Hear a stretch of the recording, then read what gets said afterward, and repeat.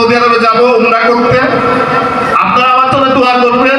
আমি ভেবেছিলাম যে আমি আর কখনো সৌদি আরবে যেতে পারবো না।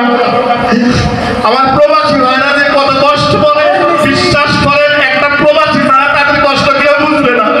তারা অনেক কষ্ট করে, মা বাবা স্ত্রী সন্তানদেরকে ছেড়ে তারা অনেক কষ্ট করে।